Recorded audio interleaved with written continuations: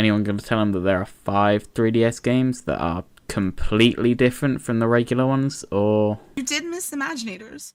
Though, to be honest, you weren't missing much. Bro forgot Imaginators. Bro forgot Imaginators. Where was Imaginators? I clickbait my audience in 2023. I get playing dozens of hours gets tiring, but the title didn't say most or every game but the last one. Okay, damn. Right, so after my playthrough of all the Skylanders games, excluding all DS games, exclusives and the versions ported to tablet or the Wii U edition, the website or the mobile games, but most importantly, I missed Skylanders Imaginators, which is the 6th and final game in the mainline titles. Skylanders 6 installments, and it was released in the October of 2016, which would lead to the franchise stopping its annual release schedule. Every year from 2011 to 2016, a new game was released, each with its own gimmick that gave each one its own individuality. Basically already covered this in a 30-minute video half a year ago, so go watch that. For those who stayed, just to give a few examples, Giants bought Giants, Swap Force bought interchangeable and swappable characters, Trap Team brought the worst game to the franchise, Superchargers was a massive IP identity crisis where Vicarious Visions and Beanock, these were the game dev companies, said I don't know how to do this anymore and instead made a really okay Mario Kart clone. Which brings us to the latest member of the family, Imaginators.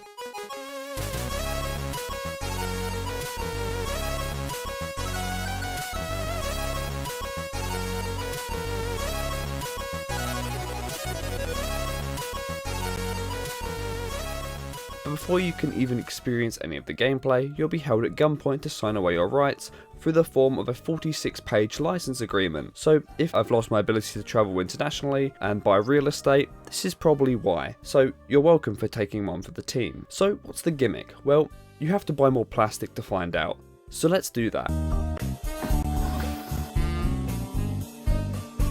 This Cheeto in a glass jar looking thing is an Imaginite crystal, which allows the player to create and customize their very own Skylanders, or Skylander, because you can only have one per crystal. Or if you bought your brand new second-hand copy of the game, just like me on eBay, you'll have whatever the fuck this is, completely left to die from their original creator. I showed mercy, however, and allowed Mugabungus to live. I named him that because that's what he looks like. He looks like a Mugabungus. And that lasted around a few minutes. I'm a simple guy. I like pretty things, so after using this eyesore for around a few levels, I think it was time to take him out back.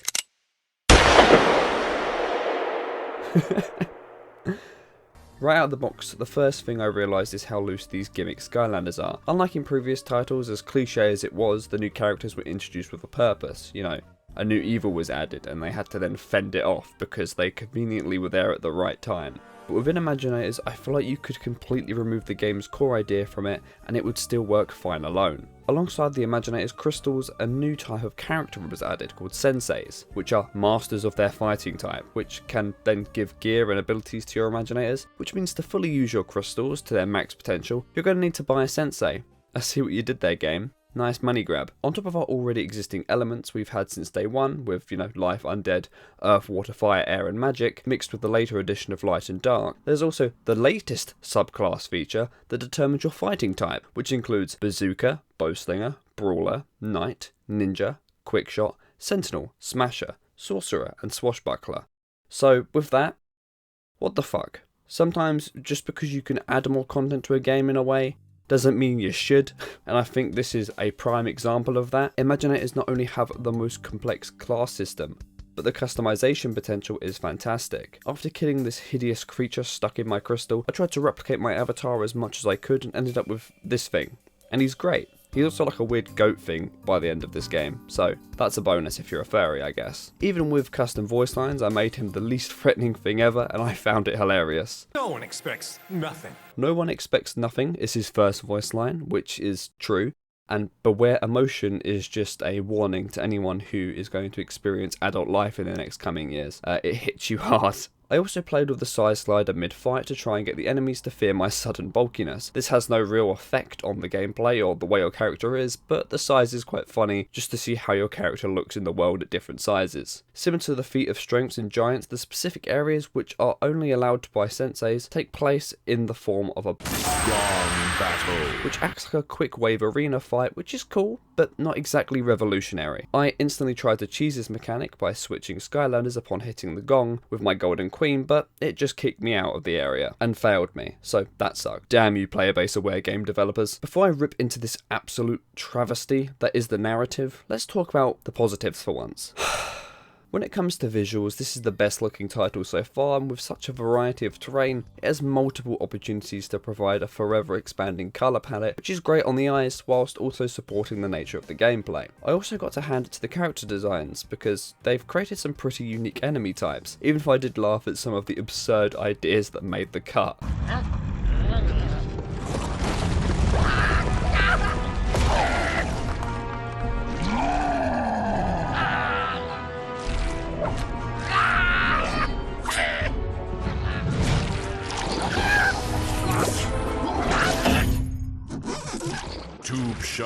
Tube Shark. I mean, come on, this looks hilarious and slightly disturbing. Or inviting, you sick fuck.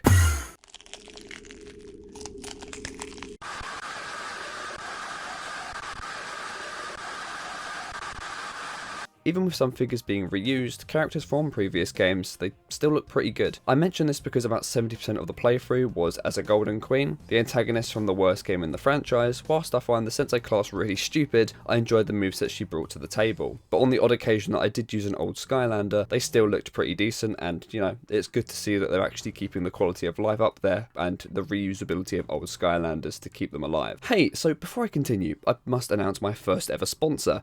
Me, the MaskedCynic channel is finally a part of the YouTube Partner Program, and memberships are available for as little as 99 pence. And in this economy, that's cheap as chips. Well, cheaper than chips. Inflation is rough. Although becoming a member is completely optional, those who do join will have their names featured in the end of every video at the time of their subscription, alongside some exclusive sneak peeks of upcoming projects and behind the scenes. You also get a cute little cynic icon beside your name, so that essentially makes you the coolest person in your respective friend group. Also, I don't really know how to shill my own channel, so I might release an American to do that for me, so here's this. Join MaskedCynic's club, or he will find you, he will put holes in you, and he will do questionable things to those holes. I've seen it. Jesus, she needs to calm down. Fuck you, cynic. Pay me. Pay me, you piece of shit.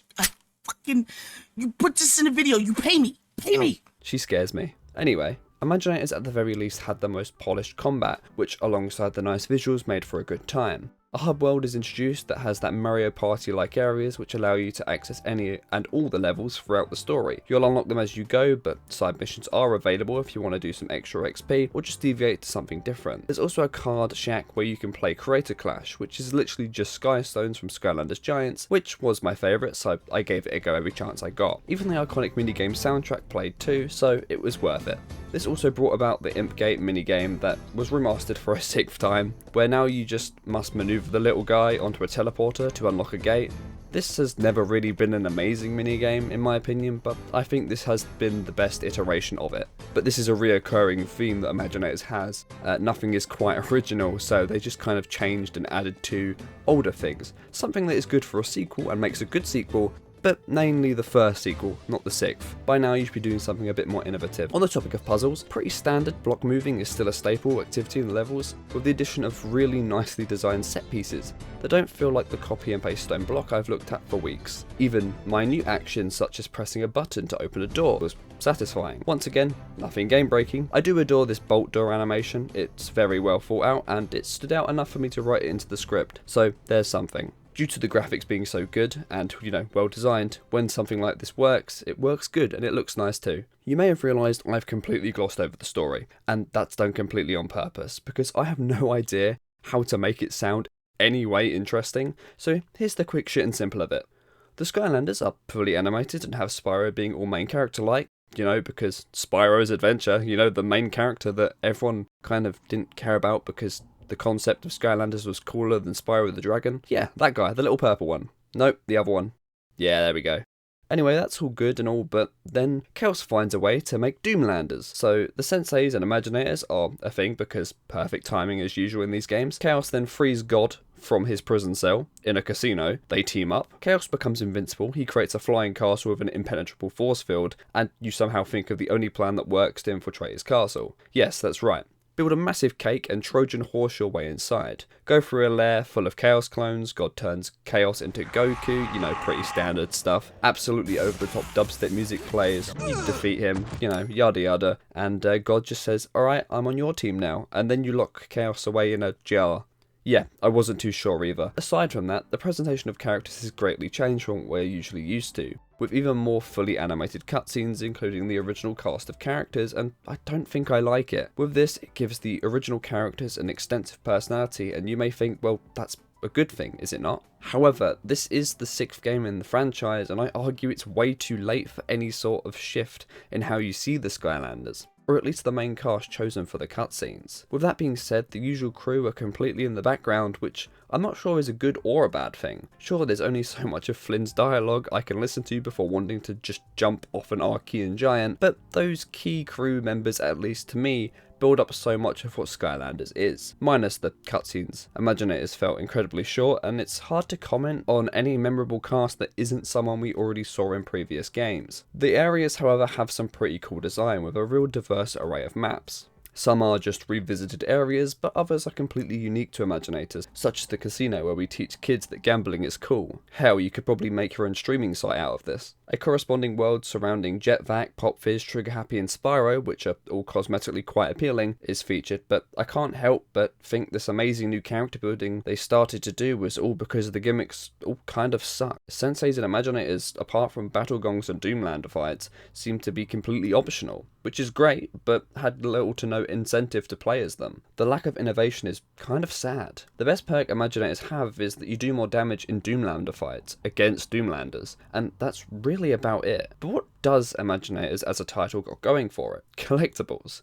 Holy shit, the amount of collectibles is ridiculous. I understand that Skylanders is technically classified as a collectathon, but it almost added too much useless stuff for the Skylanders that just aren't Imaginators. Sure, it encourages people to replay the game, and that is fantastic, but when the sole purpose of my second playthrough is to obtain all of the selfie areas, I can't say it's that exciting. Not only that, there are legendary selfie frames, which is probably the most stupid concept I've ever heard. Even if I was to, be a completionist and want to redo this game and do 100%, I think I would have dropped this due to it just being a weird Snapchat collectathon. Alongside the other pieces and puzzles to pick up along the way, all of this, and I'm not really including coins, treasure, chests, soul gems, or body parts and catchphrases. From my point of view, this is just a massive downgrade from the scrolls and winged sapphires that we've had as a staple in the game's history. And I know these are all completely optional things, but I'm still going to complain because it's probably one of the only things that annoy me about this title. And although I want to say this game is awful, it's honestly not. Just so painfully mediocre, it's kind of annoying. And whilst I know these are all completely optional things, I'm still going to complain because it's probably one of the only things that annoy me about this title. The story is basic and as, experimental as it gets is character customization, which sounds amazing on paper, but the execution was exactly that, an execution of my interest. On the topic of interest, music. I adore video game soundtracks, they are so perfect, and most of my favourite tracks of all times actually come from most video game OSTs, and I have to say Imaginators has the worst OST in the franchise. This isn't a jab at the fact that the music is underwhelming, it's not at all. However, the main music producer wasn't actually in on this game, so the team settled for remixes of the original tracks, which was good for nostalgia's sake, but it wasn't as memorable, and kind of made it not feel like its own game. And that about wraps stuff up with this game. Sure, I could explore the art of story more and buy more characters, but my self-respect has kicked in and I want to get to animating this video. So Imaginators is pretty much the most mediocre game in the franchise, and I kind of liked it better than Trap Team. But if I was to recommend a game to any newcomer, I would recommend the first 3 titles because they all have fresh ideas that are laid out in the best way as opposed to create your own collectathon. Okay, bye.